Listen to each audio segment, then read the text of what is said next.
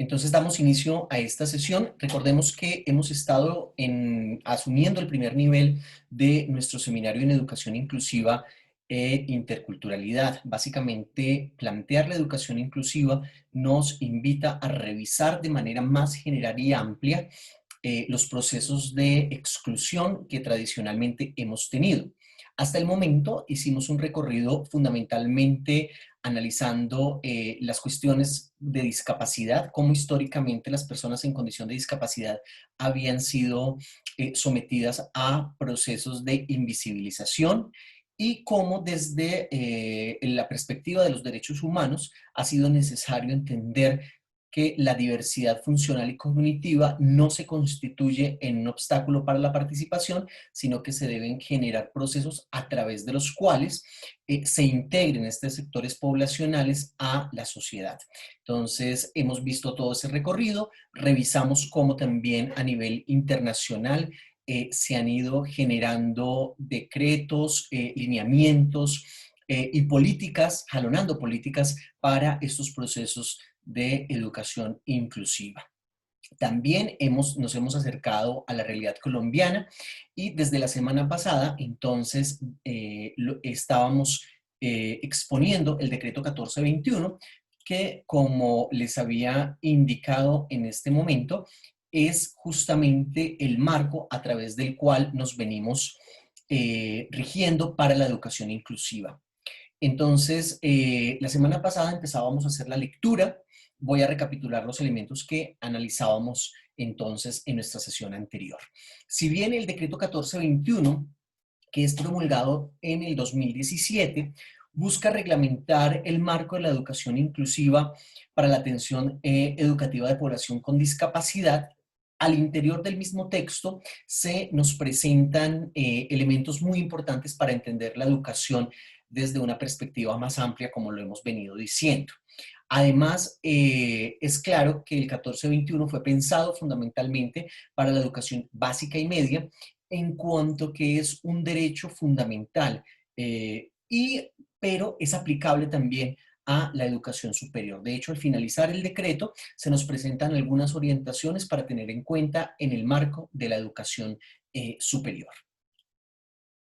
Vamos entonces a retomar lo que habíamos leído la semana pasada en relación con el objetivo, ¿sí? Recordemos que este decreto lo que busca justamente es generar unas pautas que permitan en las instituciones educativas el reconocimiento de la diversidad básicamente funcional y cognitiva, como les estaba diciendo, en los niveles de preescolar básica y media. Para este fin, se hace un recorrido por la normatividad interna, ¿sí? Y entonces se consideran varios elementos, dentro de los cuales se tiene un especial énfasis en el artículo 13 de la Constitución Política de Colombia, el artículo 44, 47 y 67. Es muy importante tener en cuenta estos 4 artículos porque estos 4 artículos se han constituido en el soporte justamente de lo que reconocemos hoy como educación inclusiva. Y se han convertido en este soporte en cuanto que el artículo 13 reconoce que todos y todas nacemos iguales ante la ley, ¿cierto? Y debemos gozar de las mismas condiciones para disfrutar de, digamos, de todos, de los mismos derechos en libertad de oportunidades sin discriminación. Los alcances de este análisis pues depende muchísimo también del momento. Recordemos que la semana pasada les decía, si bien la Constitución Política de Colombia se promulga en el año 91, generando unos importantes avances, también es muy importante las lecturas acerca de los alcances de esta normatividad que se han hecho desde la Corte Constitucional, ¿sí? Otro de los elementos importantes en el marco de la Constitución Política es justamente el reconocimiento del derecho a la educación.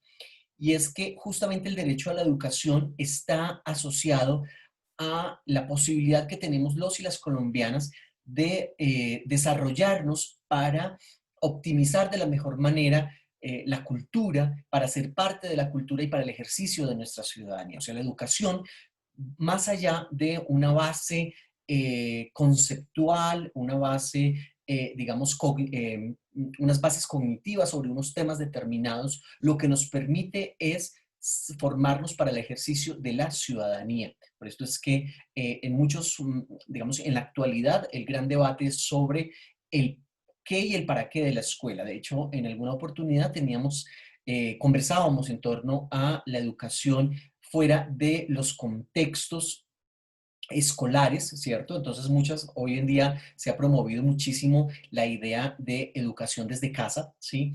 Pero cómo esta educación desde casa centra su atención fundamentalmente en el desarrollo de competencias cognitivas en áreas determinadas y nos suple, digamos, el centro de lo que es la educación y es el ejercicio de la ciudadanía y la convivencia con el otro, especialmente con el otro que podemos llegar a considerar diferente, ¿sí? Otro de los elementos que se nos establece en el marco de la Constitución política es que, si bien todos nacemos iguales, debe prestarse especial atención a aquellas personas que por X o Y motivo a lo largo de la historia han sufrido discriminación. En ese sentido aparecen las poblaciones, digamos, priorizadas en el marco de la ley. ¿Y quiénes son estas poblaciones? Entonces, ha ido ampliando la visión a inicios justamente de las declaraciones de la Constitución. Se consideraban como estas poblaciones, uno, pues los niños, niñas y adolescentes que tradicionalmente habían sido olvidados. Recordemos que los niños y niñas siempre se nos decía, son el futuro de Colombia, son el futuro, pero al plantearlos como un elemento de futuro, se pierde justamente la posibilidad de entenderlos como presente y entonces siempre estaban relegados a un segundo plano. Pero en la Constitución de 1991 se reconoce justamente la centralidad de los niños y niñas. Otra de las poblaciones justamente son las poblaciones indígenas, porque en Colombia apenas hasta 1991 se empieza a dar el reconocimiento de las poblaciones indígenas, del mundo indígena, como un elemento multicultural colombiano. Entonces, ustedes saben que en Colombia tradicionalmente se mantuvo un discurso hegemónico de la cultura española y se desconocía estas poblaciones. En 1991, con el reconocimiento de las poblaciones indígenas, se reconoce también la pluralidad de lenguas que se hablan al interior de Colombia y también la pluralidad de creencias que esto conlleva. El mundo indígena posee unas cosmovisiones que son reconocidas y respetadas y valoradas en el marco de la Constitución de 1991. Otro sector muy relacionado con los pueblos indígenas son los pueblos afrocolombianos. Y es que muchos, digamos, descendientes africanos, pueblos negros, que en momentos de la conquista, de la colonia y todos estos procesos, fueron traídos a Colombia para los procesos de esclavitud.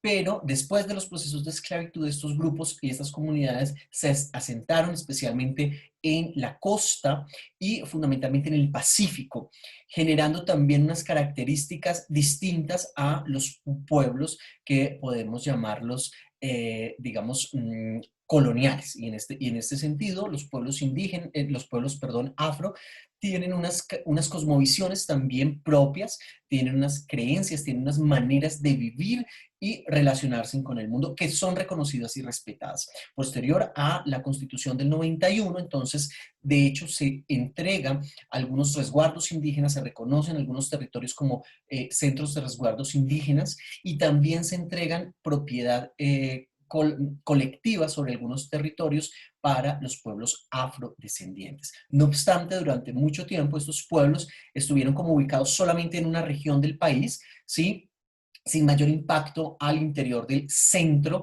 especialmente de Colombia. Lo que ha ocurrido, justamente, dado los desplazamientos en la década, a finales del siglo XX, lo que ha ocurrido básicamente es que estas poblaciones ya no solamente están contenidas en algunos lugares determinados, sino que están haciendo presencia en todo el territorio nacional, como es el caso de Bogotá, perdón, donde tenemos distintas agrupaciones, tanto indígenas como afrodescendientes, ¿sí? Pueblos rom también tenemos acá y eso entonces va obligando a hacer unas nuevas lecturas.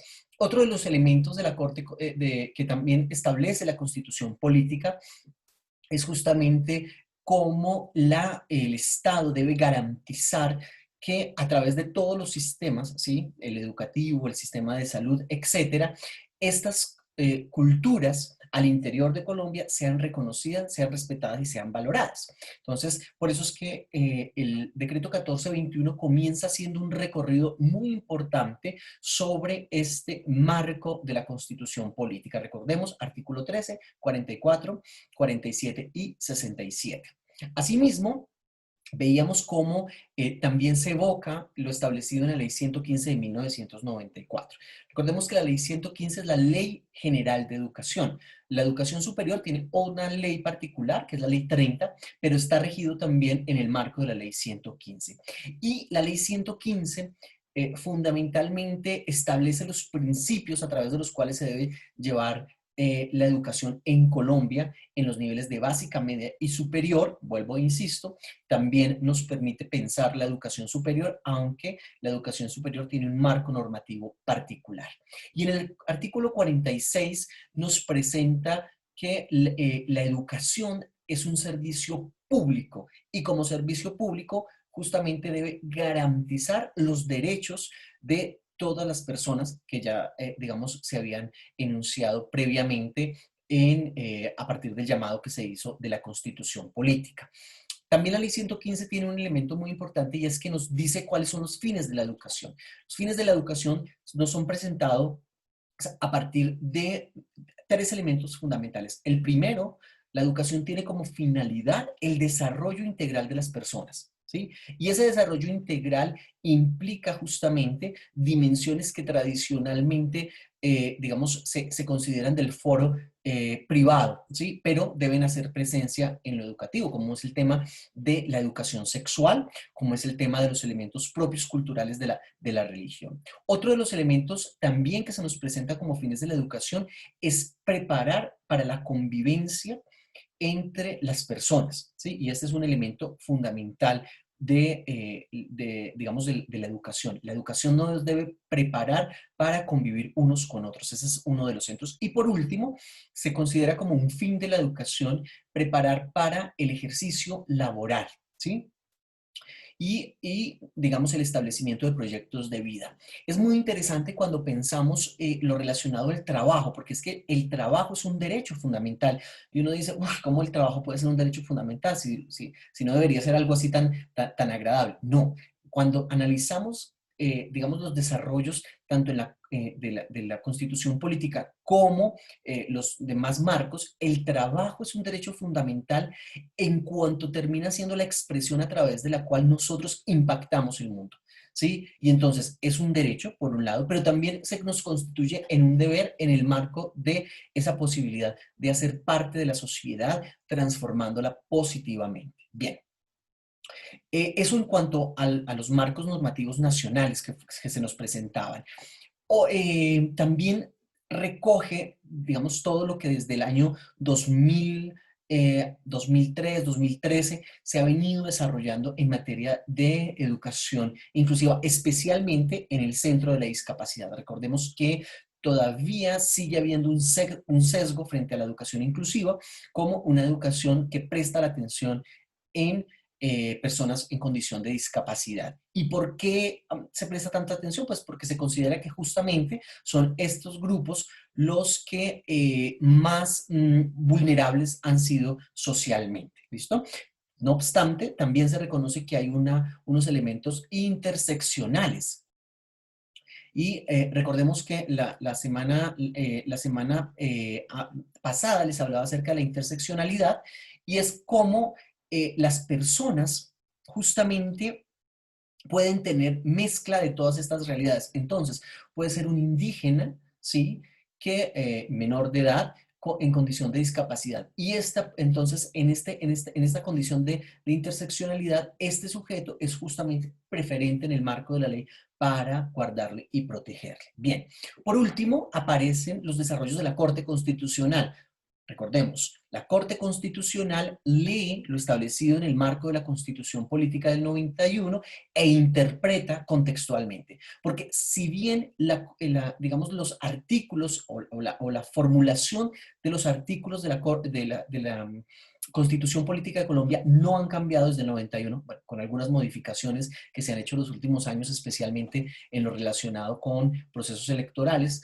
Eh, sí, la interpretación que a esto se les hace, sí se ha desplazado y se desplaza en razón justamente a estos elementos contextuales y muy desde la filosofía del derecho. La semana pasada justamente les hablaba en torno a cómo, por ejemplo, el libre desarrollo de la personalidad ha sido un derecho que se ha ido interpretando de distintas maneras y se ha ampliado, y eso ha tenido unas implicaciones especialmente en el sistema educativo, porque en el sistema educativo tradicionalmente estábamos enseñados a imponer modelos hegemónicos, como lo hablamos en la segunda clase. Recordemos cuando hicimos todo un recorrido por la historia, lo que hizo la escuela, heredera de la tradición moderna, es volver a las personas como muy parecidas, ¿cierto? Hacer un molde y justamente promover un modelo hegemónico. Pero hoy en día, a partir de estas interpretaciones de la Corte Constitucional, pero que no solamente son de la Corte Constitucional, sino también en razón a los avances jurídicos a nivel internacional y las cortes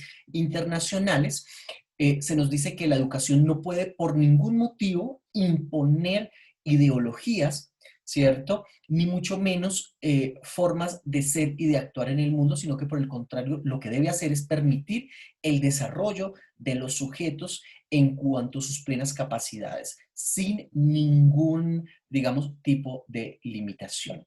La Corte Constitucional, especialmente en una de las sentencias más emblemáticas, la T-051 del 2011, establece justamente que el Estado colombiano debe pasar de un modelo de educación segregacionista. Recordemos cuando veíamos la imagen sobre los distintos modelos, el de la segregación, el de la inclusión, el de la integración y el de la inclusión, ¿cierto? Y nos dice, hay que pasar de este modelo de segregación al modelo que integra, o sea, a un modelo de educación inclusiva, ¿sí? Logrando permitir o buscando más bien que todos los niños y niñas puedan estar juntos para aprender. Y esto es un elemento muy interesante, y es que cuando vamos a ver un conjunto de vocablos que resultan muy importantes para nuestro seminario, lo más importante en la educación inclusiva es la participación, hacer presencia todos y todas. Un segundo, voy a agregar a alguien, a Camilo, que está esperando.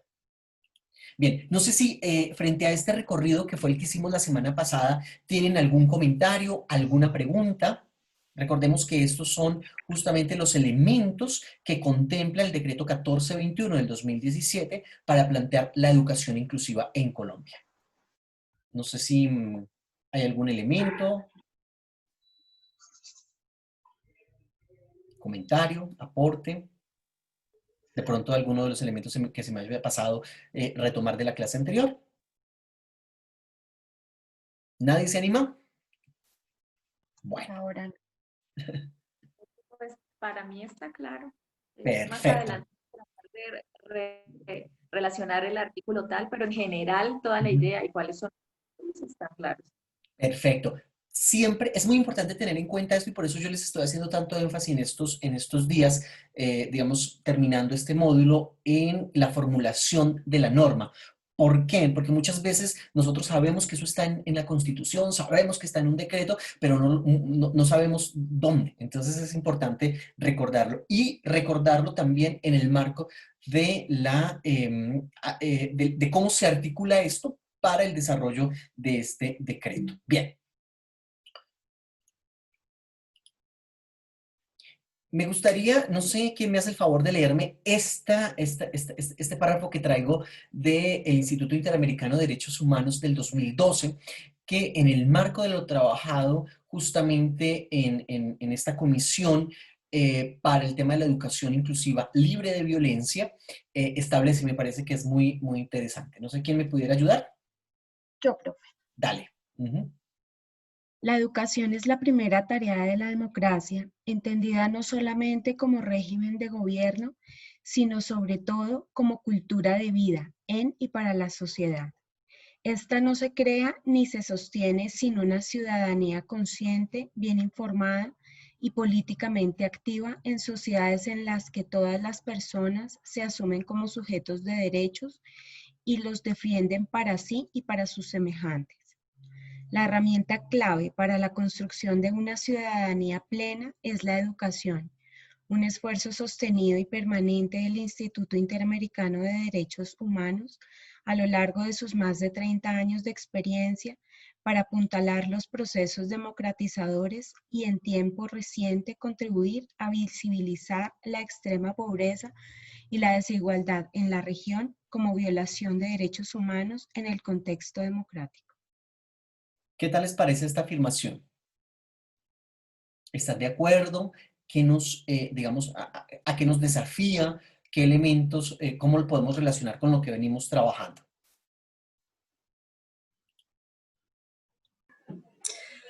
Pues yo, profe, a mí me parece que, o sea, me parece muy pertinente y sobre todo que la educación no es solamente obligación del gobierno, sino la educación es obligación de toda la sociedad porque creo que uno aprende en todos los ámbitos de la vida, no solamente en las aulas. Entonces, si una persona está, por ejemplo, un muchacho está trabajando en un taller, pues su jefe o su mentor es el que le está, es el profesor y es el encargado de educar.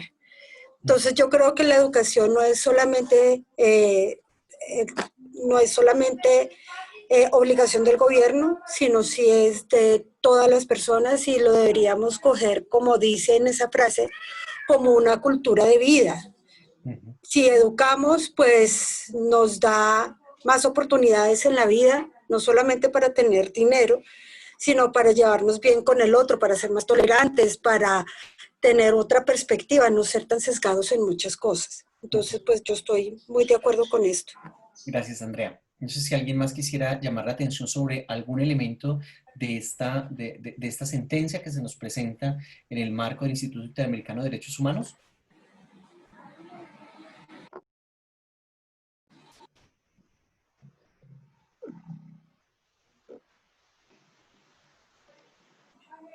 Me gustaría llamar la atención sobre este elemento que muchas veces se nos olvida y es el tema de las personas se asuman como sujetos de derecho y los defiendan para sí y para sus semejantes. Es uno de era una de las conclusiones también que planteábamos la semana pasada y es cómo así yo no se me esté vulnerando un derecho a mí, el solo hecho que se vulnere un derecho pone en peligro el resto de derechos y por ello todos debemos articularnos para defendernos. Entonces, en ese orden de ideas, cuando se vulnera el derecho de una persona, se vulnera el derecho de todas las personas. Ese es un lema justamente de los movimientos sociales, porque si bien yo puedo no ser negro, ¿sí? Pero digamos, la discriminación racial se constituye en una vulneración de los derechos humanos y en ese orden de ideas se constituye también en mi causa, porque así como hoy se vulneran, digamos, los derechos de las personas negras, pueden mañana, si yo permito, si soy indiferente ante esta realidad, se pueden empezar a vulnerar otros derechos donde yo ya termine siendo también vulnerado. Y si no generamos esta alianza entre todos y todas, pues va a ser muy difícil mantener. El tema de los derechos es un tema muy importante porque los derechos son conquistas sociales. No son los estados los que nos dan los derechos, sino que más bien son las sociedades, especialmente los grupos poblacionales tradicionalmente excluidos, quienes se organizan para exigir ese reconocimiento, ¿sí?, ante la legislación. De hecho, eso es uno de los elementos más importantes de la modernidad. Les explicaba a ustedes en clases anteriores que la gran lucha justamente que se dio en la modernidad, ¿sí?, especialmente en la Revolución Francesa, a partir de la Revolución Francesa, fue reconocer que no existen privilegios de cuna, ¿sí?, que todos y todas somos iguales.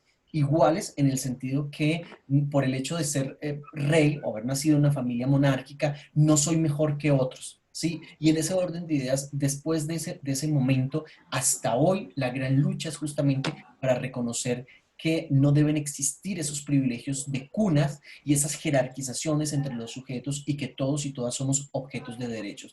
Pero cada vez digamos, es muy delgada la línea donde nosotros muchas veces terminamos también promoviendo lecturas antiderechos porque consideramos que ciertos sectores poblacionales no deben ser objeto de reconocimiento, ¿sí? Y eso resulta bastante peligroso, especialmente de cara a estas reorganizaciones en las democracias que se vienen dando, especialmente en América Latina, pero que también han influido fundamentalmente a nivel internacional. No sé si alguien quiera decir otro elemento.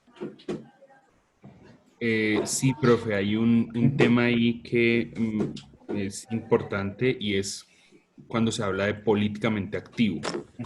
Y es que a veces pareciera que la política está vinculado necesariamente con la militancia en un partido político y demás, y no ocurre así. Yo creo que hay como una falsa concepción con respecto a un ser político, ¿sí? Y que básicamente todos estamos dentro de esa figura, dentro de unos esquemas de poder. Y eso es lo que creo que por ahí podríamos empezar a hacer también un parte de formación, que la política va mucho más allá de las instituciones, de los colores, del partido y demás, y que básicamente si la ciudadanía comprende que hay unos derechos políticos, hay unos derechos ciudadanos, y que todo el mundo está metido en eso, pues habría de una u otra manera una mejor comprensión de las leyes que hemos venido viendo. De hecho, esta semana tenía una conversación con alguien que me decía que era apolítico. Y yo le decía, considerarse apolítico ya es un posicionamiento político. Es imposible no ser político. De hecho, Aristóteles nos dice que la condición natural del ser humano es ser un ser político en relación con los otros. Tristemente, especialmente en nuestras democracias latinoamericanas, el tema de la política se ha vuelto es un tema de caudillismos, procesos electorales y se reduce a ese momento. De hecho, la participación política solo se considera a través del voto y bueno, y ahí todos sabemos, digamos, los problemas que tenemos. Todos y todas somos seres políticos y ese posicionamiento que tenemos sobre cómo convivimos ya es una lógica política. Muchísimas gracias. Vamos a mirar el tema de las disposiciones. Aparece entonces un nuevo tema, esto no lo habíamos trabajado todavía, y es el tema de los principios que rigen la educación inclusiva, ¿sí? Entonces, hay unos principios que se derivan digamos, de los contextos nacionales, pero hay unos principios también que se derivan de los contextos internacionales, ¿sí? La atención educativa a la población con discapacidad se enmarca en los principios de educación inclusiva: calidad, diversidad, pertinencia, participación, equidad e interculturalidad, establecidos por la Ley 1618 del 2013. Es aquí justamente donde es muy importante prestar atención que, vuelvo e insisto, si bien se ha considerado la educación inclusiva un asunto con especial énfasis en la atención a la discapacidad, nos damos cuenta que aquí digamos, el marco de los principios sobre los cuales se construye este decreto son justamente el tema de la calidad. La calidad no es, y me perdonan de pronto si hay algún auditor de calidad, como lo que ha ocurrido con la calidad muchas veces en las instituciones educativas es que se ha vuelto un asunto de formatos, ¿sí?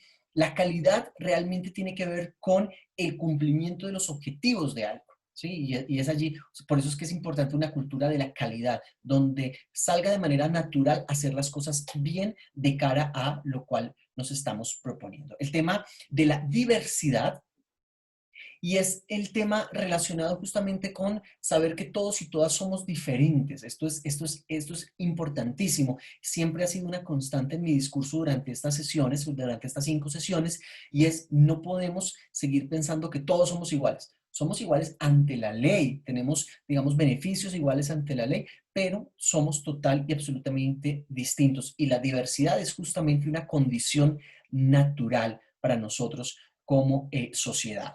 El tema de la pertinencia. Es fundamental que exista una educación pertinente que permita la participación y la equidad.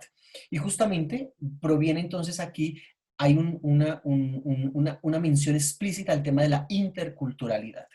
El tema de la interculturalidad, creo que en alguna oportunidad lo había enunciado, se ha asociado básicamente a pueblos indígenas, pero realmente la interculturalidad es un tema que va más allá de los pueblos indígenas y tiene mucho que ver también con los procesos de migración.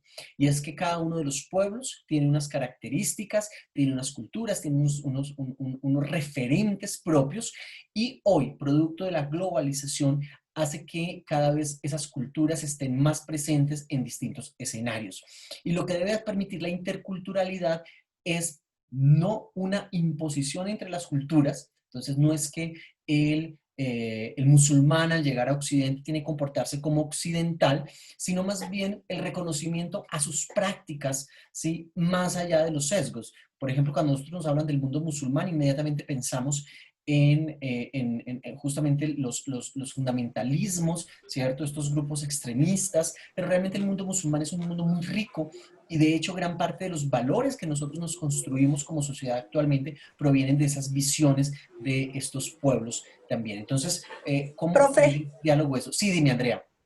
pero asimismo como uno no puede perder su cultura, me Ujú, parece también importante que uno se tiene que acoplar a donde llega, ¿no? ujú, Porque uno no puede pretender que si yo soy católica y voy a a donde los musulmanes, entonces no tenga que respetarla ujú, y no tenga que de pronto acoplarme a sus ideas. ujú, Porque es que muchas personas dicen, no, en mi país se dice esto o en mi país se hace esto y ya. No me ujú. importa si aquí tienen otra cultura, no me importa que aquí se utilice de otra forma y pues eso es chocante, pues si no quiere pues como que perder un poquito su cultura o no quiere aprender de la otra cultura, pues no venga al país diferente, Claro, esto ¿no?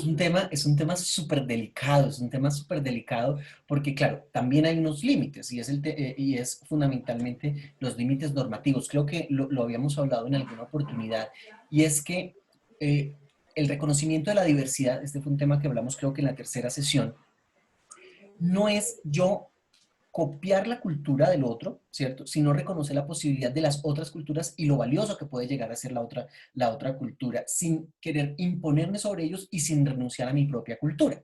Entonces, voy a poner el ejemplo que estás planteando del mundo musulmán. Entonces, si yo soy musulmán, vengo a Occidente, donde hay una gran mayoría cristiana, yo como musulmán no vengo a imponerle las creencias a las personas que están acá, reconozco que hay libertad de creencias, ¿cierto?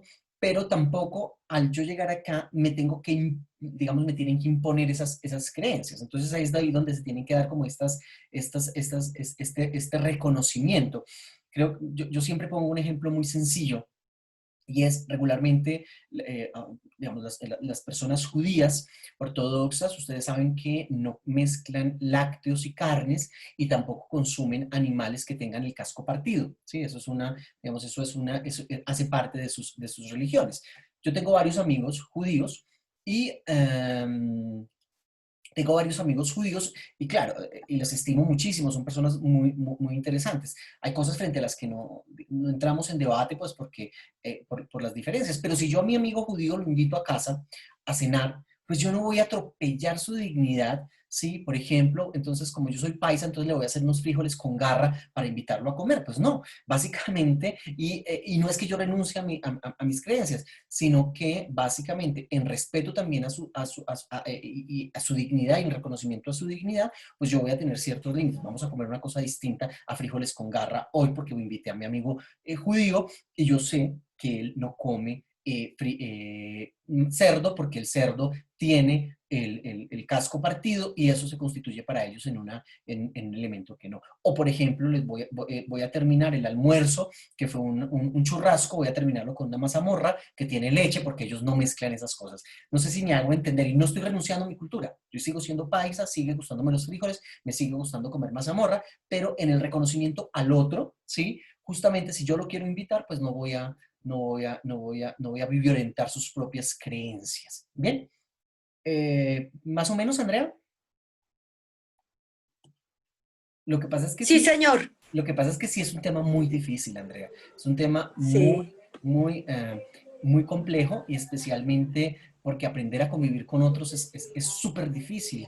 Y hoy en día yo lo vivo siempre en mi edificio, que es como la mayor expresión de esa diversidad. En mi edificio, pues somos 70 apartamentos y cada uno, de hecho, creo que cada uno de regiones distintas. Entonces tú levantarte, escuchar vallenatos por un lado, escuchar salsa en el otro, ¿cierto? Yo que pongo, a mí me encanta mi música gregoriana, entonces eso es una locura, todos esos ruidos, pero entonces en el marco de la convivencia, yo no puedo imponer a los otros que no escuchen su música, pero en el marco de la convivencia lo que tengo también que permitir es que, como son tan pequeños los apartamentos, como hoy en día las paredes son casi de mentira, entonces también deben haber unos límites dentro de, el volumen que se pone, ¿para qué? Para permitir esa convivencia. Yo no me puedo parar y decir, no, que nadie escuche música, no, pues porque básicamente también hace parte de la expresión de su propia vida, ¿sí? Y esto, hacia eso es lo que debemos propender en la educación, y es que la diferencia no se nos convierta en un problema, sino como en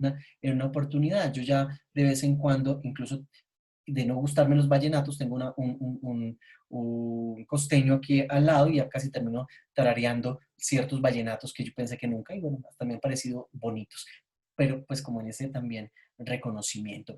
Y justamente esos principios se dan en lo que ya les decía, en el marco de la Ley 115 de 1994, que nos establece el tema de los fines de la educación. Cómo ejercer nuestras ciudadanías, ¿sí? Pero cómo permitir el ejercicio de las otras ciudadanías. Si yo quiero, digamos que el asunto aquí es muy interesante. Cuando yo hago parte de la clase hegemónica, cuando yo soy católico, en donde el mundo es católico, pues es muy fácil. Pero cuando yo soy católico en sociedades donde no son católicas, imagínense la dificultad que esto se presenta. Entonces, de cara a eso, pues yo también tengo que buscar garantizar los derechos de todos y todas, independiente del contexto en el cual se encuentran. Claro está, siempre y cuando estén los marcos de ley. Por ejemplo, si yo soy de una cultura africana donde se practica la ablación femenina, vengo a Colombia, no voy a poder seguir practicando la ablación porque se reconoce como un delito, ¿sí? Y el delito no se puede llevar a cabo, que era el ejemplo también que poníamos con las comunidades Wayuu, por ejemplo, porque por sus culturas no se permite el nacimiento de mellizos o gemelos, y entonces yo les explicaba el caso, y entonces justamente cuando se dan este tipo de situaciones, se les permite continuar con sus culturas, pero no que asesinen a el niño o la niña, sino que lo entreguen al Estado para que el Estado pueda garantizarle el derecho de la vida a este sujeto. Bien.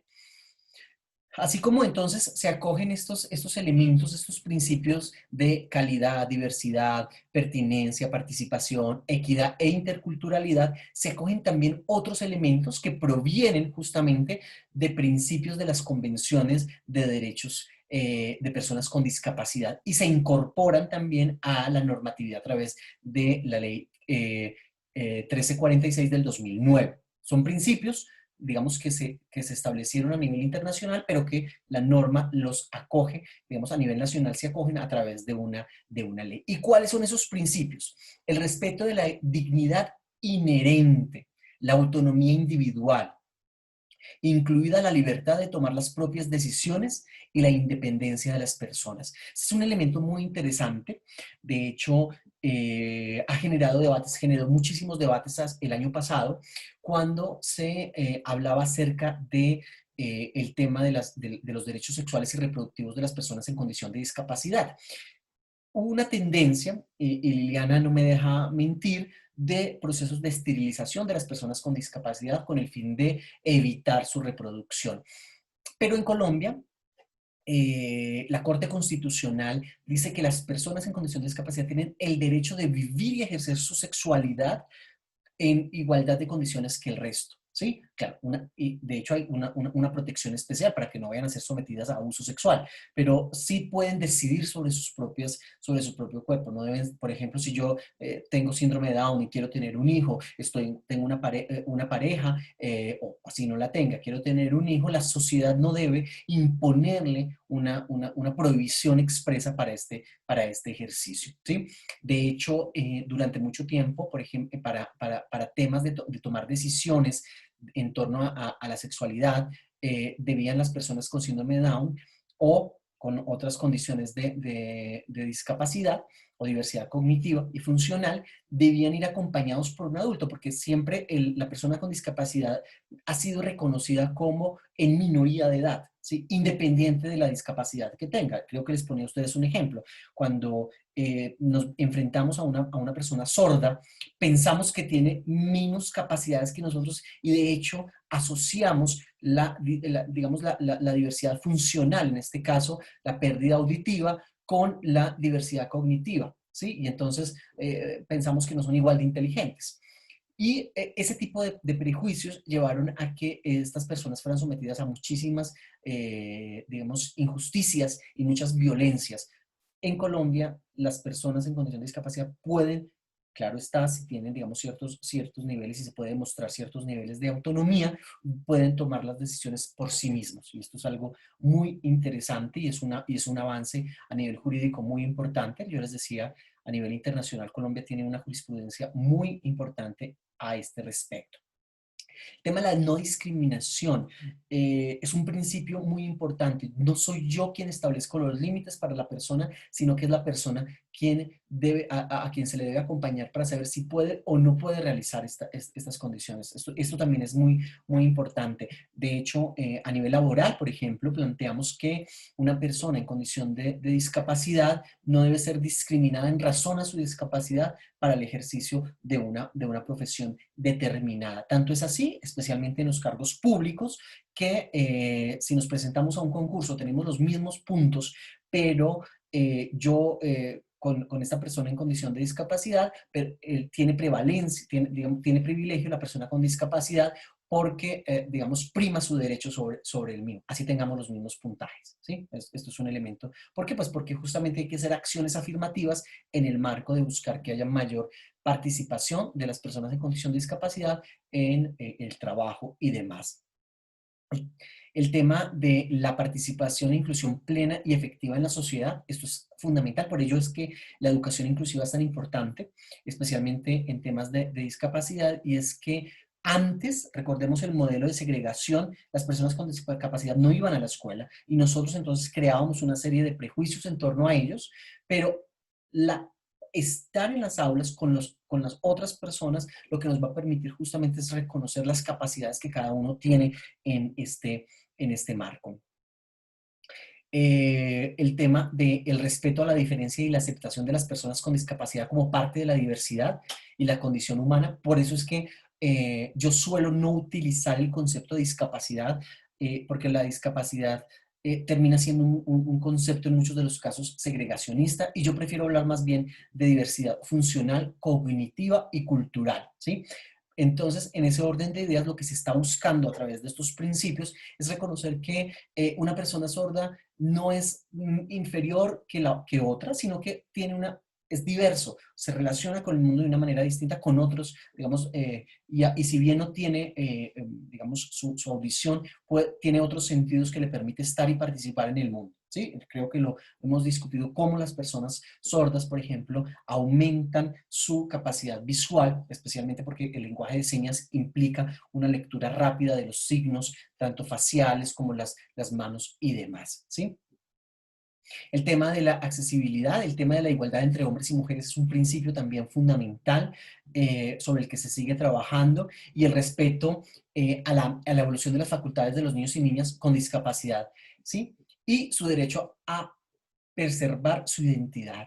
Esto es muy interesante porque yo no sé si ustedes recuerdan que antes a las personas sordas les obligaban a generar sonidos para repetirlos, a pesar de, ustedes saben que las personas sordas en muchos de los casos no pueden, no tienen sonidos porque no los reproducen. En muchos de los casos la persona sorda no habla, no produce sonidos o no se comunica con habla, no porque no tenga las cuerdas vocales suficientemente desarrolladas, sino porque no puede reproducir el sonido al no escucharlo.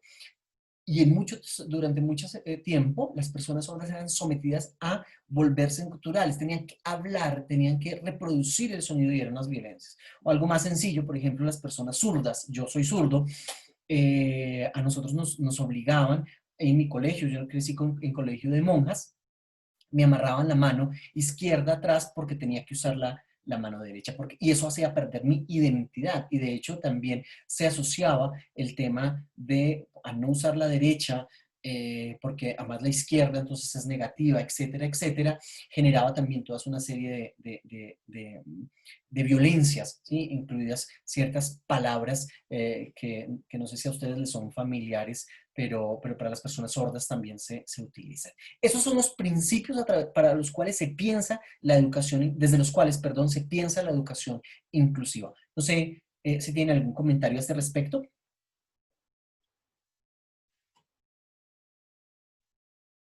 ¿No? No por No, ahora. señor. Está Ok, claro. perfecto. ¿Claros esos principios? Entonces, ¿cuáles son los principios sobre los cuales se construye la educación inclusiva?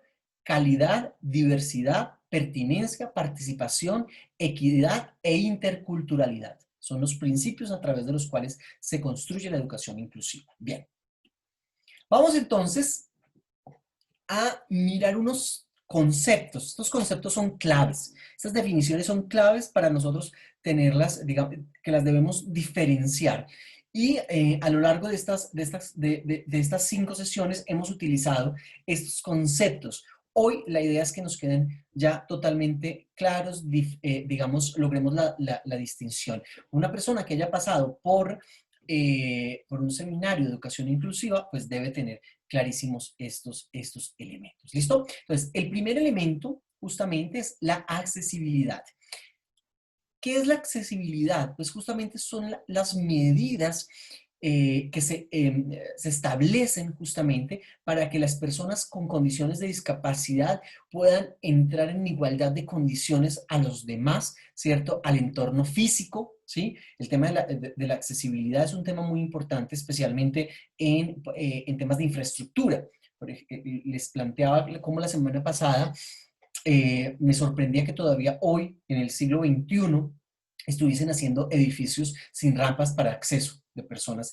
¿Por qué? Porque justamente la accesibilidad es una condición obligatoria, ¿sí? En este orden de ideas, también el tema del entorno físico en general debe permitir el acceso, que las personas en condición de discapacidad, por su diversidad funcional o cognitiva, puedan ejercer su ciudadanía, salir libremente sin ningún inconveniente. Cuando uno tiene yo tuve el año pasado una cirugía de columna, ¿sí? Entonces queda uno con una movilidad muy reducida, y cuando uno tiene esa movilidad reducida se da cuenta cómo nuestras ciudades no son nada accesibles. Tú caminas, tienes unos andenes totalmente destruidos, y esos andenes imposibilitan justamente la libre movilidad. También muchas personas suben el carro a los andenes y entonces generan también bloqueos a las personas. Las escaleras, el transporte público no tiene en muchos de los casos plataformas que permitan el acceso a estas personas, y digamos, esto es un elemento muy importante. Debe permitirse la accesibilidad, que las personas tengan las medidas, digamos que la sociedad y todos los entornos tengan las medidas pertinentes para asegurar el acceso de todas las personas, ¿sí? Y eso también implica el uso de las tecnologías. Por ello es que hoy en día, especialmente las plataformas del Estado han buscado ser accesibles, ¿cierto?, a las personas. Entonces, por ejemplo, hoy cuando tenemos el centro de relevos, y es que si yo necesito llamar a una persona sorda, yo no manejo el lenguaje de señas, ¿sí? Entonces puedo llamar a un número, ¿sí? A su vez, del centro de relevo se comunican con esta persona y nos hacen de intérpretes. También, por ejemplo, los medios de comunicación. Hoy en día es prácticamente una obligación que los medios de comunicación, especialmente los noticieros, tengan intérpretes de señas. Entonces, por eso ven que siempre, especialmente la alcaldesa, de Bogotá tiene unos intérpretes que siempre le están acompañando de cara a permitir la accesibilidad de las personas sordas especialmente, ¿sí? Y también entonces el tema del uso de audio, las plataformas deben ser fácilmente navegables, todo esto para que pensando en aquellos que tienen una diversidad funcional distinta a la que tradicionalmente, digamos, se tiene una inmensa mayoría. ¿Y esto por qué? ¿Por qué es tan importante esto? Para facilitar la autonomía y la independencia. Es muy importante que las personas con diversidad funcional, cognitiva y cultural sean autónomos e independientes, ¿sí? Porque esa dependencia que se tiene con los otros genera también vulnerabilidad. Entonces, miren lo interesante ahí. Claro, la accesibilidad.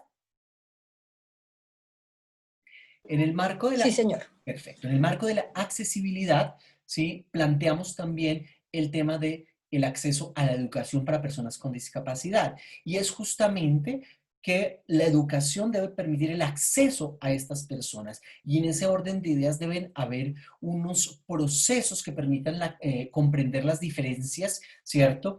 Y a partir de esas diferencias establecer estrategias para que las personas en condición de discapacidad o diversidad funcional, cognitiva y cultural, ¿cierto?, puedan acceder perfectamente a, digamos, a la educación y se les garantice la permanencia en el sistema educativo. Decía las semanas anteriores que uno de los problemas que se tienen en el sistema educativo no es tanto el acceso y la cobertura, porque en Colombia, por ejemplo, no sé si ustedes saben, Colombia es uno de los países que ha logrado erradicar el tema del analfabetismo y la ausencia, digamos, del acceso. Nosotros tenemos una cobertura universal en los niveles de básica, media y media de educación. Pero el problema no es la cobertura ni el acceso, el problema es la permanencia.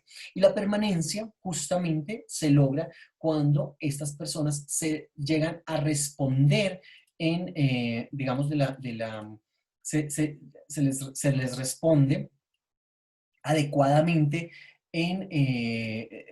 a su diversidad, ¿sí? Entonces, si yo tengo un estudiante sordo, pues es muy importante tener el intérprete. Si yo tengo un estudiante ciego, pues muy importante utilizar recursos con braille, ¿sí? Y las distintas diversidades. Pero más allá de esas condiciones de acceso a la educación para personas con discapacidad, está el reconocimiento que todos y todas aprendemos de manera distinta, que es lo que vamos a iniciar con el segundo módulo, que iniciamos la próxima semana, y es cómo aprendemos. Y a partir de ese cómo aprendemos, entonces, cómo podemos justamente incorporar acciones que nos permitan ser más efectivos para cada uno de los tipos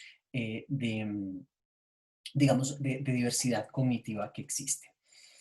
El tema de las acciones afirmativas, les decía a ustedes que la Constitución Política en el artículo 13 nos dice que todos nacemos iguales, pero que el Estado tiene la obligación de prestar especial atención en aquellos en una condición de vulnerabilidad. Y en ese orden de ideas, todas las acciones que establece el Estado para que las personas que han sido tradicionalmente vulneradas, ¿cierto?, puedan acceder en igualdad de condiciones a los derechos, se llama una acción afirmativa. Entonces, la semana pasada les ponía el ejemplo de cómo el hecho de que el 30% de las listas que tienen, en muchos de los casos listas cerradas, los partidos políticos deben tener participación de mujeres. Entonces uno dice, pero ¿por qué eso se vuelve exclusión que por el solo hecho de ser mujer, entonces deba ser tenido en cuenta, ¿cierto? Y deba estar en la lista.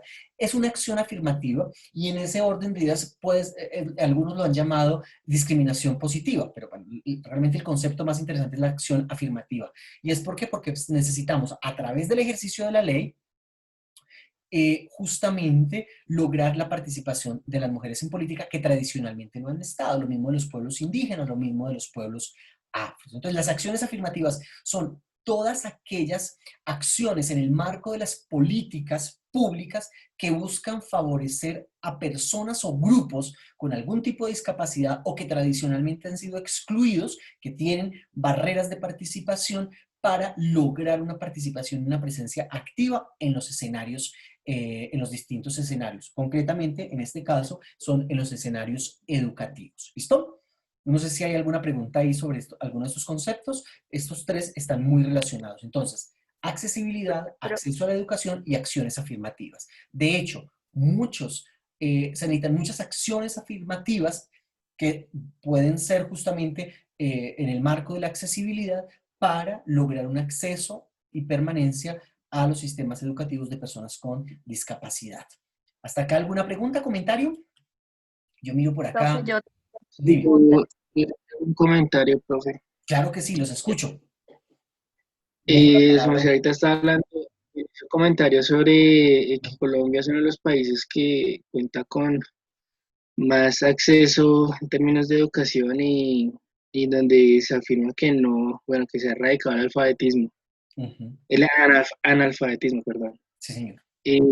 Pues ahí yo hice el comentario que eso no es tan cierto, puesto que acercándonos a la realidad, aún se ven muchas personas que tienen este tipo de dificultades. Yo lo hablo desde mi experiencia cuando estoy trabajando en el 20 de julio hace un par de años. Allá teníamos un programa que era, pues, en el que trabajamos, que era de madres cabeza de hogar. Y dentro de ese grupo, cuando hacíamos la selección, hacíamos una prueba para identificar si las personas que llegaban a inscribirse contaban con estas habilidades de lectura y, digamos, habilidades en términos de matemática y todo este tema. Y veíamos que habían muchas que todavía presentaban muchas dificultades en este sentido.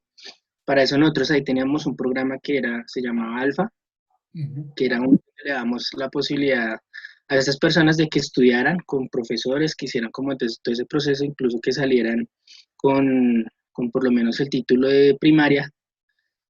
Pero lo impactante es que muchas de estas mujeres todavía eran mujeres jóvenes, muy jóvenes, que todavía presentaban este tipo de dificultades. Entonces, ese tipo de afirmaciones, pues, sí las cuestiono. Y eso sumado a que cuando se habla de accesibilidad, por ejemplo, no solamente contar con la institución, ¿cierto? Sino es también con las posibilidades de que la persona pueda llegar a la institución. Y si nos vamos a las zonas rurales, en donde hay muchos niños campesinos que para llegar a la escuela tienen que pasar un tramo, pues, bastante complejo. Eso termina siendo una dificultad para que ellos accedan a la institución. Es decir, la institución está, pero no necesariamente significa que la gente esté yendo a la institución y no muchas veces es por falta de interés, sino es por falta de esas posibilidades que le faciliten el acceso real a estas instituciones. En eso estamos totalmente de acuerdo. De hecho, las condiciones que se presentaron en el marco de la pandemia, pues han justamente dejado en evidencia que pues no es tan cierto. Lo que pasa es que cuando hablamos en marco de política pública, muchas veces se utiliza el indicador que presenta el Estado, y digamos, a nivel de indicador del Estado, efectivamente, digamos, Colombia ha avanzado notablemente en relación a países, por ejemplo, como Bolivia. En Bolivia el nivel de analfabetismo es muy alto, en el mismo Ecuador. Pero lo que señalas es totalmente cierto. Cuando vamos a la práctica, pues es muy complicado. Incluso, si nos vamos todavía más allá, encontramos como en muchas instituciones, muchos estudiantes graduados que terminaron bachillerato no tienen ni siquiera las competencias o las capacidades necesarias para defenderse. Yo conozco estudiantes que se han graduado y ni siquiera saben leer, ¿sí? Entonces, digamos que eso genera todos unos conflictos que sería muy interesante poderlos analizar, pero pues digamos, no nos daría el tiempo para hacerlo, pero sí, son variables que son muy importantes tener en cuenta. Entonces, muchas gracias por el aporte. No sé, creo que alguien más iba a decir algo. Profe, al igual, estoy de acuerdo con mi compañero porque yo desde hace unos 6 años, 7 años lidero, pues en diciembre llevarle algunos detalles a personas que lo requieren, y en el marco de la especialidad se me ocurrió hacer un grupo de compañeros del trabajo para brindarles apoyo a las clases a los niños. Esa era la idea inicial. Cuando llegamos a Kiva, vía Ciudad Bolívar, con sorpresa cuando planteé en la comunidad la situación, los que más se animaron fueron los papás. Y nos decían, yo nunca pude estudiar, y hablamos de papás muy jóvenes, hablamos de papás de 20 años, 23 años, 25 años, decía, yo no puedo estudiar, yo soy mecánico, yo soy soldador, o sea, ellos aprendieron un arte, llamémoslo así, o una especialidad técnica, tuvieron sus hijos, tienen su familia, pero la comparto totalmente porque la política la crearon, del apoyo, etcétera, y ellos decían, aquí llegaron unos señores que nos iban a brindar una plata, que como no sabíamos escribir, que ellos nos ayudaban, que ellos cobraban, etcétera, pero como ni sabían leer, ni sabían escribir, ni nada, pues asimismo su dificultad económica era inmensa. Entonces para nosotros fue un giro total en nuestro proyecto porque pues no había razón de ser, sino era primero de brindarles un poco de educación a los adultos para así mismo llegar a sus propios hijos, porque sus hijos decían, si mi papá salió adelante sin saber leer ni escribir, ¿por qué yo no? Entonces, estoy de acuerdo con eso. Sí, y de hecho en mi pueblo hay un lema que dice, mal de muchos consuelos de tontos, ¿no? Pero imagínense si Colombia es de los mejores, ¿cómo estamos a nivel internacional frente a estos temas de desigualdad? Es impresionante. Y podemos hacer un análisis, digamos, también interseccional frente a estas situaciones de desigualdad y acceso a la educación. Imagínense el nivel de hecho, el DANE demostró que a medida que se va aumentando en los grados de escolaridad, hay menor presencia por parte de personas en condición de discapacidad. Entonces, todavía se mantienen efectivamente unos niveles de analfabetismo, exactamente, especialmente en ciertos en ciertas etapas etarias, ¿sí? En ciertas edades, especialmente más adultos. Pero lo que se observa justamente es que si hay mayores mujeres en esta condición, pero todavía gente con discapacidad, o sea, como que son elementos también muy asociados a estos elementos de interseccionalidad que hemos ido hablando, y mucho más si se es pobre. Digamos que especialmente cuando las instituciones de educación especial que llamaban antes eran bastante costosas, había muy pocas del Estado. Bien. Seguimos entonces aquí en el marco de esta accesibilidad, acceso a la educación, acciones afirmativas, aparece un elemento y es el tema de los ajustes razonables. Los ajustes razonables son justamente esas acciones o esas adaptaciones de apoyos y modificaciones necesarias en el sistema educativo, pero también digamos, en los distintos contextos en el cual se desarrolla la vida, ¿sí? Para lograr que las personas en condiciones de discapacidad o cierta diversidad funcional y cognitiva puedan participar de una manera autónoma digamos, en los distintos procesos. Y se llaman razonables porque justamente no necesitan, digamos, grandes cambios y transformaciones. Son cosas muy sencillas. Creo que les contaba a ustedes en oportunidades anteriores. Un ajuste razonable es que si yo necesito silla de ruedas para movilizarme, pues, hombre, no me van a poner en un salón del segundo piso, sino en el primer piso. O sea, es un ajuste razonable y lo que voy a permitir es el acceso fácil de la persona en condición de movilidad reducida, ¿sí? Otro de los ajustes razonables, por ejemplo, es si yo tengo visión reducida, estoy en un salón de clase, pues obviamente debo ayudar a ponerlo adelante y no poner a la persona atrás que no va a poder ver, ¿sí? O sea, son cosas muy sencillas y lo que hace justamente es eliminar la exclusión que muchas veces se presentan, o personas con audición reducida que muchas veces terminan atrás del salón y resulta que se quedan sin escuchar lo que está diciendo el profesor, ¿sí? Entonces, y muchos de estos elementos son estos ajustes razonables, justamente como su nombre lo indica, son acciones sencillas a través de las cuales se ayudan a romper esas barreras de participación que tienen algunos. Bien, dentro de estos elementos de los ajustes razonables, pues es muy importante el currículo flexible. ¿Y esto qué significa? Que yo debo tener la capacidad de adaptar los exámenes para que las personas, y esto solamente es un ejemplo, el tema de los exámenes, a partir de ajustes razonables, para que todos puedan, digamos, expresar sus procesos de aprendizaje y no todos los indicadores tienen que ser iguales. Aquí hay una contradicción porque efectivamente a nosotros nos obligan a desarrollar unos niveles de indicador, ¿cierto? Y tenemos que evaluar a los estudiantes a partir de esto. Pero hacia donde deberíamos ir es que esos indicadores no sean totales y absolutos para todas las personas, ¿sí? Entonces, ¿qué ocurre? Yo tengo ciertas condiciones y deben ser reconocidas también y evaluadas desde ahí. Alguien me está levantando la mano. Creo que fue ¿Quién? Es que aquí casi no me... Yo, profe, ¿me Dale, escucha? es tu palabra, claro que sí. En lo que estás diciendo que no pueden ser los indicadores, pero entonces me acordé cuando tú dabas el ejemplo que estaba un estudiante en el salón haciendo otra actividad, ¿cierto? Pero estaba integrada. Mi pregunta es, ¿hasta qué punto, no sé si suena esto feo porque no sé cómo decirlo, pero si la estudiante está haciendo algo, ¿dónde puede las capacidades seguir aumentando de grados? ¿Me entiendes? Yo creo Espera que te perdí. Otra vez, qué pena. Mi pregunta es que si la estudiante está haciendo las mismas actividades que todos los otros, Sí. digamos que en la medida que pueda, no sé si son las palabras, y en eso me disculpas, pero por ejemplo, ¿hasta qué punto sé que la estudiante sí va a tener la capacidad para poder seguir y avanzando con todo el grupo? O llegará un momento que definitivamente no voy a culminar, o voy a tener que decir, no le voy a evaluar porque definitivamente no lo va a poder hacer, o dejaría todo eso. Claro, aquí aparecen varios elementos y ahí, digamos, sí es muy importante. Ahora Lili tiene la palabra, pero entonces aparece un elemento muy importante y es, ahora cuando veamos el tema del plan individual de ajustes razonables, ya es muy concreto en la persona. Entonces, te voy a poner el ejemplo. Resulta que lo que pasa es que es importante diferenciar los niveles de diversidad funcional cognitiva que existen, ¿sí? Porque, por ejemplo, no sé, puede haber un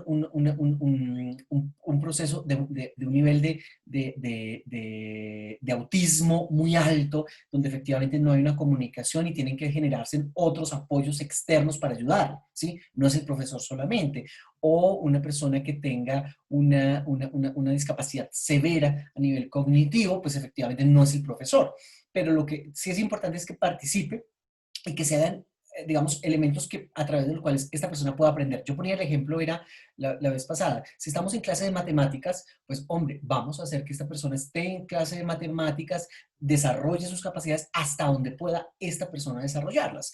En muchos de los casos el maestro no tiene las capacidades para atenderlo porque ya es algo severo y es donde el Estado, ¿sí? A través de la misma institución y a través de los sistemas de salud también, porque ahí es donde se generan todas las alianzas, pues debe buscar tener las personas especializadas, las personas que, por ejemplo, una terapeuta de lenguaje en algunos casos, o por ejemplo, un psicólogo, personas que tengan, digamos, estos niveles de capacidad. Aquí es muy importante es que entendamos hasta dónde nos corresponde a nosotros, por ejemplo, cómo debemos actuar. Si a mí me llega un estudiante a mi salón que resulta que tiene un diagnóstico severo, yo no tengo digamos, la experticia, ¿qué debo exigirle a la institución para que me acompañe? Pero lo más importante es yo no tener un bloqueo y decir, no, yo no lo voy a recibir. No, es cómo lo debemos generar, ¿sí? Y cómo los indicadores, justamente, por eso es que hoy en día se habla de la evaluación a nivel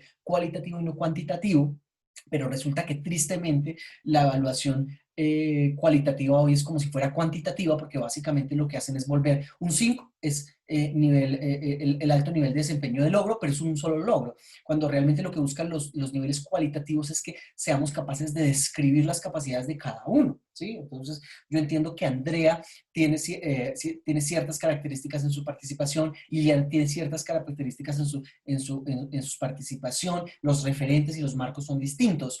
Cuando yo las voy a evaluar, no voy a decir, lo que pasa es que el 5 es para Andrea o el 5 es para Liliana y el 3 para Esther. No, tengo que entender que ambas tienen los niveles necesarios para este espacio académico, aunque es de manera distinta. No sé si me hago entender ahí. Sí, señor, completamente. Es que Muchas el problema gracias. es cuando universalizamos los discursos. Liliana, te escuchamos. Profe, tengo a lo largo de la charla 3 preguntas. Sí. La primera, entonces, digamos, hablando de respetar, digamos, todo lo de la diversidad, todo eso, respecto a los avances tecnológicos médicos, digamos, cuando uno le hace un implante baja, que es como implantar algo a nivel en la cabecita del paciente para que pueda oír, o cuando se hacen cirugías reconstructivas de cuerdas vocales, o se hacen, bueno, otras cirugías para que el paciente pueda emitir los sonidos y hablar, ¿ahí se están vulnerando los derechos de él? Esa es la primera. La segunda es en cuanto, digamos, a lo que se hablaba de cómo asegurar o garantizarlo de ciertas, digamos, lo que hablábamos, grupos poblacionales que se han priorizado, por decir, en los partidos políticos, ¿quién hace como un seguimiento o evalúa que realmente su participación sea válida? Voy a poner un ejemplo, se me ocurre. X partido político entonces busca mujeres, busca personas de raza negra y les dice, vea, yo lo voy a meter en mi partido porque necesito esto, pero usted va a hacer lo que yo le diga, ¿sí?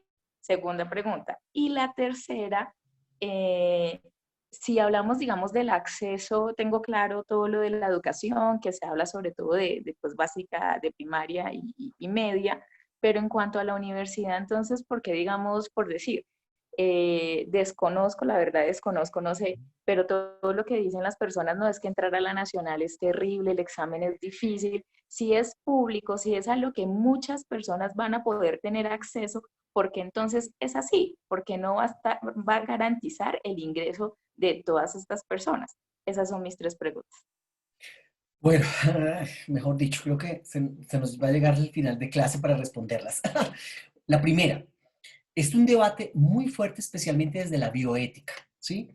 Por ejemplo, los implantes cocleares, ¿cierto? O, por ejemplo, el tema de algunas cirugías que incluso terminan siendo muy invasivas para tratar de que la persona llegue a ser lo más normal, entre comillas. Entonces, hay quienes dicen que realmente ese tipo de decisiones son muy delicadas y tienen que ser acompañadas más que por el prejuicio de tratar de que mi hijo sea como el resto, ¿sí? Más bien tiene que ser la posibilidad de cada uno. De hecho, en algunas comunidades sordas, los hablantes son excluidos porque se considera que son menos puros dentro de ese proceso, porque entonces se considera que han sido obligados a transformarse. Entonces es un tema muy delicado, yo no tengo una respuesta absoluta todavía, no hay una definición total frente a este tipo de situaciones. Es lo mismo que ocurrió la semana pasada hablábamos de las personas intersexuales, ¿no? Durante mucho tiempo la asignación sexual pues era una práctica clínica,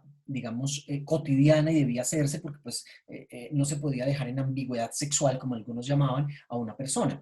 Pero hoy en día, hacia donde van digamos, las legislaciones es que sea la persona, digamos, el sujeto en el momento determinado que pueda tomar la decisión, quien aporte, digamos, a esa decisión. De hecho, en algunos marcos ya empieza a determinarse que la asignación sexual de las personas intersexuales se convierte en un crimen de lesa humanidad, ¿sí? Porque mutila, digámoslo, en ese sentido. Entonces, todavía no, frente a este tipo de situaciones, no hay una única visión.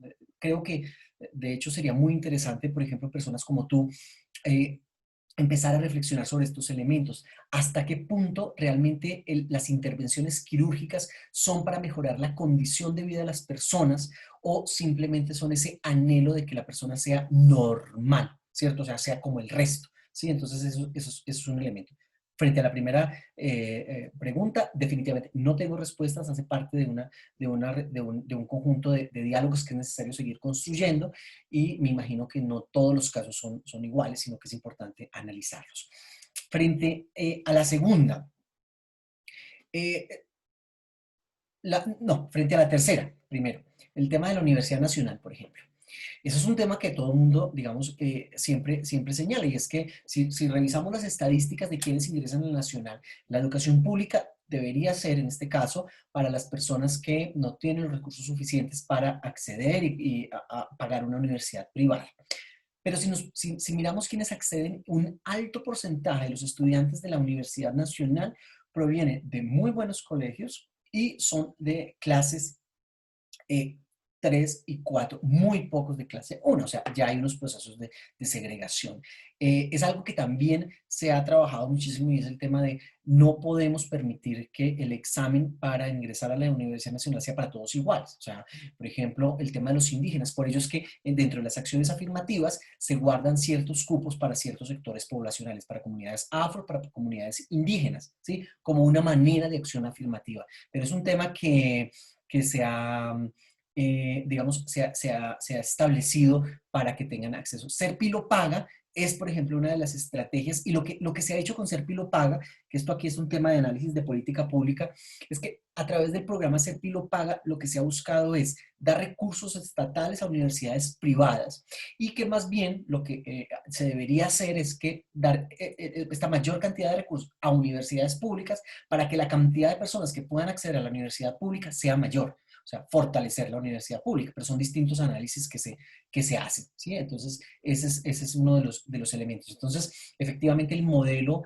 que se tiene en la universidad para ingresar a la universidad pública no es el mejor, es un proceso de segregación todavía y frente a lo que se sigue planteando muchos elementos. La segunda, ¿cuál era, Lili? Perdóname, me perdí. La segunda era lo de las Mujeres, ¿quién poblaciones vigila? priorizadas. Sí, el tema, ese es otro tema, y es que echa la norma, echa la trampa en Colombia, o sea, no se ha logrado interiorizar esto. Entonces, muchas veces lo que ocurre es que, listo, yo tengo para la lista cerrada, ¿sí? Coloco en el último reglón a las mujeres. Entonces, en mi lista cerrada tengo el 30%, pero las mujeres realmente no llegan ahí. Em, para ese tipo de situaciones, entonces, es muy importante, uno, que realmente las personas seamos conscientes de estos elementos y exijamos, ¿sí? Y no le sigamos el juego a estos procesos. La veeduría ciudadana es muy importante. El tema de la veeduría ciudadana es muy importante.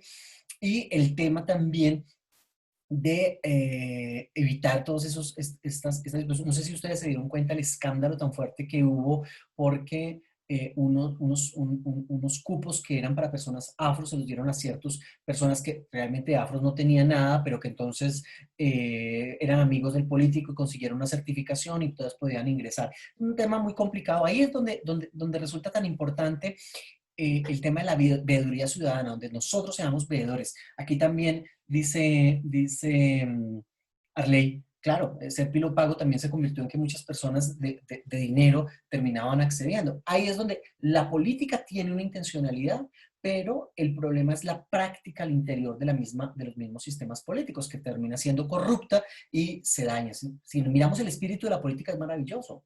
Es maravilloso el tema del 30% de participación, es maravilloso las políticas que incentivan la contratación de jóvenes recién egresados y de adultos mayores, es maravilloso las políticas que buscan la participación de las mujeres en los procesos electorales, todos estos, pero cuando llega y se corrompe al interior de la política por los gobernantes que tenemos, es donde aparecen todas esta serie de problemas. Ya vieron ustedes el escándalo que salió esta semana a la luz pública, donde el proyecto de alimentación escolar, el PAE, justamente es una política muy importante porque se sabe que niñas con hambre no aprenden, eso es una realidad, necesitamos que el Estado supla, pero miren ustedes lo que ocurrió en Santander. Entonces, los contratos, los procesos de contratación, hasta carne de caballo le estaban dando a los niños. Entonces, la política es buena, los recursos se invierten, pero entonces es el problema de la veeduría ciudadana, que los ciudadanos no hacemos veeduría, no exigimos porque también no nos consideramos, o porque incluso naturalizamos el tema de la corrupción, ¿sí?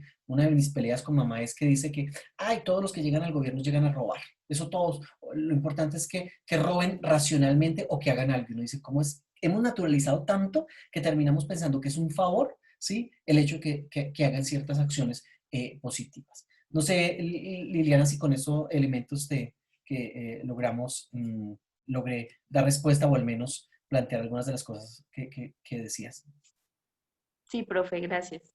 Sí, el tema de la denuncia es un deber constitucional. Todos los colombianos, todas las colombianas, por ejemplo, si somos testigos de violencia, de fraude electoral, de todo este tipo de cosas, es nuestra obligación. Lo que pasa es que nosotros no hemos asumido esto por también el marco histórico que tenemos de violencia y también digamos, de miedo, el que sufrimos la mayoría de colombianos. Sí, eso sí, es que roban tanto. Sí, esto es una de las cosas, Andrea, que uno dice, es como que termina naturalizando, que roban pero no roben tanto. Entonces es una cosa que terminamos pensando que es natural y hacia definitivamente no Profe, debe ser. Bien. una pregunta metodológica. Sí, señor. Con lo de los ajustes razonables, Ujú.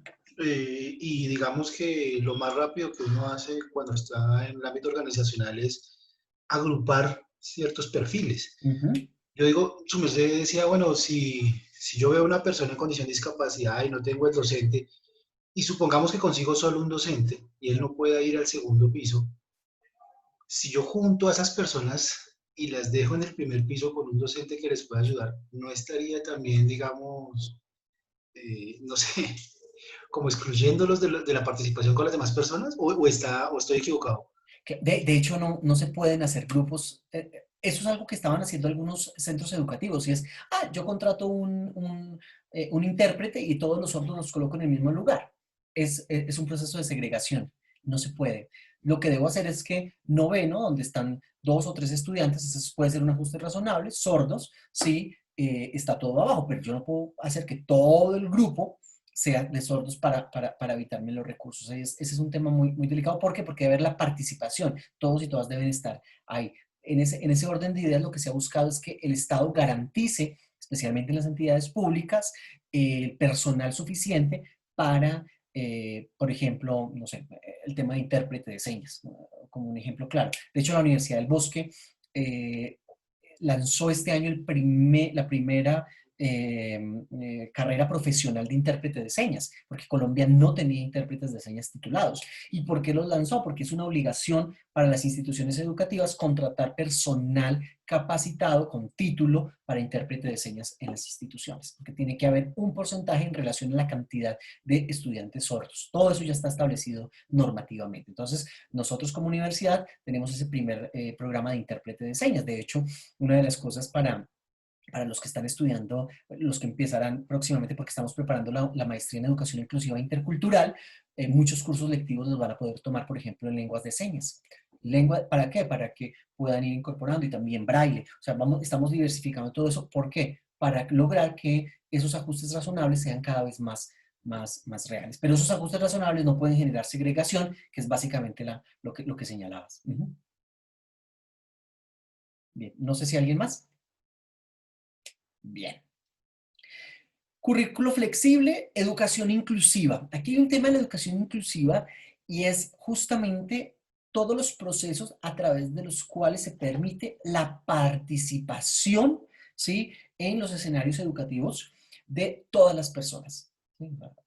La educación inclusiva es una educación para todos y para todas. Ese es el lema definitivo. Y lo que busca la educación inclusiva, aquí hay un concepto que es muy importante, que lo hemos hablado varias veces: superar, eliminar las barreras que existen en el entorno educativo. ¿Qué es una barrera? Hombre, el currículo puede llegar a ser una barrera cuando yo no logro generar un currículo a través del cual reconozca la diversidad de todos, ¿sí? Una barrera puede ser el tema de las políticas, lo planteábamos, eso lo vimos con el artículo que leíamos hace 2 clases atrás, ¿sí? Y lo que se busca entonces en la educación inclusiva es superar, eliminar las barreras que existen en los entornos educativos. ¿Barreras para qué? Para la participación. Estos son 2 conceptos fundamentales. ¿Qué se busca a través de la educación inclusiva? La participación. ¿Y cómo se logra la participación? A través de la eliminación de barreras. ¿Sí? Esas son 2 palabritas que tienen que estar presentes al momento de hablar. ¿Listo? El diseño universal para el aprendizaje es justamente el modelo que asume, es un modelo, ¿cierto?, que asume la educación inclusiva para lograr superar las barreras que se le presentan a las personas en los escenarios educativos. El diseño universal para el aprendizaje, que es lo que vamos a empezar a ver en el tercer módulo, en el segundo módulo vamos a ver cómo aprendemos, y a partir de esa lógica de cómo aprendemos, cómo hacemos un diseño universal para el aprendizaje, ¿sí? Entonces, el diseño universal para el aprendizaje tiene que ver justamente con un modelo de carácter pedagógico, es una propuesta pedagógica a través de la cual se busca adaptar materiales, a través de la cual se busca adaptar muchos de los elementos de apoyo para los procesos de aprendizaje, ¿listo? Y el diseño universal para el aprendizaje, DUA, es el modelo entonces que se adapta desde el decreto 1421 para generar los procesos de educación inclusiva. Una pregunta que siempre me hacen a mí es: ¿el diseño universal para el aprendizaje tiene que ver con ajustes razonables? No necesariamente. El diseño universal para el aprendizaje es para todo el mundo, ¿sí? Todos tenemos distintas maneras de aprender, y la educación, o los maestros y maestras, deberíamos responder a todos estos modelos, ¿sí?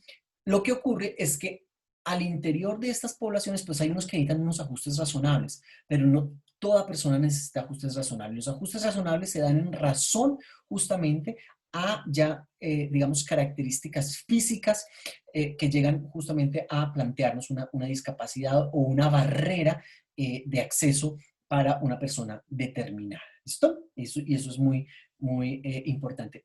Los estudiantes con discapacidad, pues básicamente el tema de la discapacidad, volvemos a insistir, normativamente sigue siendo un tema muy clínico. Entonces un estudiante con discapacidad es aquel estudiante que tiene un diagnóstico, ¿sí?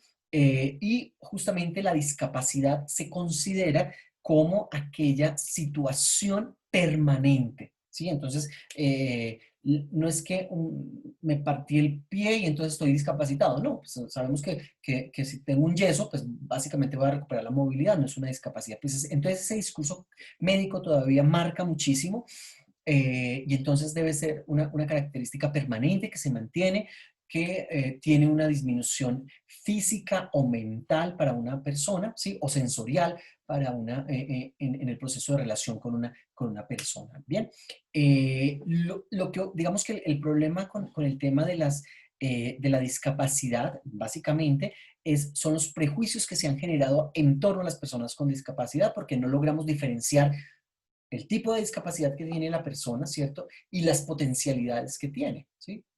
Que era lo que les planteaba. El tema del esquema de atención educativa va muy en relación con el plan individual de ajustes razonables y es justamente que toda institución educativa debe tener un esquema de atención educativa donde se planteen los modelos pedagógicos y los ajustes razonables para cada una de las personas. Entonces, si ustedes saben, de hecho la Universidad del Bosque tiene ya una política de educación inclusiva y tiene también todos unos profesionales de apoyo para aquellos estudiantes que están en condición de discapacidad y puedan acceder, digamos, se puedan derribar esas barreras que se tienen. Y no solamente la Universidad del Bosque, es una obligación de todas las universidades tener una política de atención que reconozca la diversidad funcional cognitiva y otras diversidades. De hecho, la Universidad del Bosque tiene un elemento bastante interesante también en temas de género, tiene una política de género muy interesante y tiene una política sobre diversidad sexual también muy interesante que creo es un aporte muy importante a la educación inclusiva. Dentro de ese esquema de atención educativa hay un plan individual de ajustes razonables, que es un formato, ese es un formato muy sencillo, donde cuando ya yo tengo un estudiante que efectivamente necesita unos ajustes razonables, ¿sí? Porque tiene un diagnóstico, volvemos, insistimos, es el tema del diagnóstico. Entonces resulta que el estudiante fue donde Liliana dice, este es un estudiante sordo, ¿sí? Entonces manda una nota al colegio diciendo que es un estudiante sordo, ¿sí? Y la institución entonces tiene que sentarse, y se llama individual porque es para ese estudiante en particular, porque es que la discapacidad o el tema de la diversidad es muy importante entenderla en el marco de toda la pluralidad que hay. Entonces yo digo, Fernandito es sordo, es un estudiante sordo, es totalmente, no tiene ningún hipoacústico, ¿sí? Entonces necesitamos unos ajustes. Entonces, bueno, necesitamos entonces personal de apoyo, intérprete de señas, necesitamos terapeuta también para acompañarlo, y necesito un psicopedagogo que me ayude a saber cómo comunicarme con él, cuáles son las actividades que puede desarrollar, ¿cierto? Y qué acciones yo debo tener. Y ahí, en ese plan de ajustes razonables, entonces se tienen en cuenta 3 niveles. Mi compromiso como docente, el compromiso de la institución educativa y el compromiso de la familia, porque ese plan individual de ajustes razonables, pues tiene que incorporar a todo el mundo. Si en este plan, por ejemplo, la familia no quiere hacerse cargo, entonces yo como docente o como institución debo reportar a bienestar familiar diciendo que este niño es un niño en condición de discapacidad en situación de abandono por su familia. ¿Por qué? Porque justamente, digamos, lo que debo buscar es que todos, digamos, nos hagamos una estrategia mancomunada para lograr todas estas situaciones. Por último, el tema de la permanencia educativa para personas con discapacidad, relacionado con el tema de la permanencia que ya les había hablado arriba, el hecho de no es suficiente que se desarrollen acciones para el ingreso, sino justamente que se garantice la permanencia. ¿Y cómo se garantiza la permanencia? Logrando la participación efectiva. ¿Y cómo se logra la participación efectiva? Superando las barreras. ¿Cómo nos fue con todos estos conceptos? Muchos conceptos difíciles, fáciles. ¿Se me durmieron? No. No, interesante. Yo les voy a mandar esa presentación para que los estudien, ¿listo? Porque una de las competencias fundamentales de esta clase es que ustedes logren utilizar digamos, estos conceptos, estas definiciones. Entonces, cuando hablemos de diseño universal del aprendizaje, sepamos que es para todo mundo, responde a unos principios de neuroeducación, cuando hablemos de ajustes razonables, cuando hablemos de plan individual, etcétera. No sé si tienen algún comentario hasta ahí. Pues a mí me parece, ay, qué pena. No, No, una pregunta, qué pena. En el plan individual de ajustes razonables, su merced dijo que debía haber compromiso del docente, de la familia y de quién más. de los directivos institucionales, porque claro, Gracias. hay unos temas que dependen de mí como docente, y es el tema de la flexibilización del currículo, preparar, si tengo un estudiante ciego, entonces preparar exámenes o tener material que pueda hacer, por ejemplo, a través de braille. Yo conocí una experiencia muy linda de maestros que sin mayores recursos hacen cosas fantásticas, y era un profesor que grababa sus clases para darse, como el estudiante ciego no podía tomar apuntes porque no tenía reglilla y digamos, era en una zona rural, lo que hacía era grabar sus clases, se las daba, y el trabajo con los profesores de español, con sus otros compañeros, era que leyeran los textos. Entonces el niño tenía los cassettes justamente del libro, se los leían, era una cosa bastante interesante, y eso fue un ajuste razonable de acuerdo a las realidades. Pero sí, también, digamos, debería ser, por ejemplo, la institución. Esta institución, si hubiese tenido otros niveles, digamos, debería exigirle al alcalde conseguir ciertos materiales que ayudaran a facilitar el trabajo del docente y también, digamos, para superar la barrera que le presenta el hecho de no poder ver, ¿sí? Para este estudiante. Entonces ahí es donde empieza todo el tema mancomunado entre profesor, institución y familia. Y a nivel de institución, pues justamente servir de canal de conexión con las otras entidades, Secretaría de Salud y demás. ¿Alguien Gracias, más profesor. iba a decir algo? ¿Quién venía aquí iba a decir algo? Profe, no, que me parece muy interesante este tema y sobre todo que nosotros estamos en formación, tenemos que tenerlo muy claro, cómo es el manejo con personas con habilidades diversas y me parece demasiado interesante para poder nosotros también en algún momento, si llegamos a ver algo de esto, saber actuar. Lo más importante es lograr un cambio de actitud, que cuando nosotros digamos, enfrentemos a una situación, seamos capaces justamente de entender que somos garantes de derecho y que si bien no puede que no sepamos muchos de los elementos, sí estamos en la capacidad de aprender. Una de las cosas con que yo siempre me enfrento cuando doy capacitaciones a maestros y maestras es que dicen, no, es que a mí nunca me educaron para esto. Y entonces yo no puedo aceptar un niño. Es una manera, y eso es muy triste porque entonces termino vulnerando los derechos. Y lo que yo le digo es, una justificación, a ver, no es una justificación el hecho de usted no haber sido formado para esto. Y pongo siempre el siguiente ejemplo. Imagínese donde usted vaya donde el médico, un médico mayor, que no fue educado para ciertas enfermedades, para el COVID, porque no había COVID cuando estudió medicina, y le diga, mire, lo que pasa es que yo no lo puedo atender porque es que resulta que yo no estudié para eso. Es igual con los maestros. Nosotros tenemos que asumir los nuevos desafíos y por eso el tema de la actualización permanente de maestros y de maestras. Bien, no sé si hay algún otro comentario, si no damos paso a lo Profesor, siguiente. pregunta. Sí. Hablando ahorita de las cuestiones de ajustes razonables y todo eso, eso también se puede aplicar cuando la diversidad no está, digámoslo así, como enfocada en limitaciones físicas o diversidad física, sino digamos en un ámbito en el cual haya más bien como diversidad cultural. no se suele hablar en este caso de ajustes razonables, porque los ajustes razonables van más como a este tipo de adaptaciones físicas, digamos, para eso. Pero sí, en temas culturales, es muy importante hablar de educación intercultural. Entonces, ahí es donde yo hago apuestas. Entonces, por ejemplo, ¿cómo incorporo el tema si tengo estudiantes indígenas, si tengo estudiantes afro, cómo incorporo su cultura en mi clase y cómo respeto todos esos procesos? O por ejemplo, si son extranjeros, todo este tipo de elementos, claro que sí. Pero entonces, ajustes razonables está más enfocado al tema de la discapacidad, especialmente de corte físico, cognitivo y sensorial. Gracias, profe. Lo otro es un ajuste curricular para la interculturalidad. ¿Alguien más?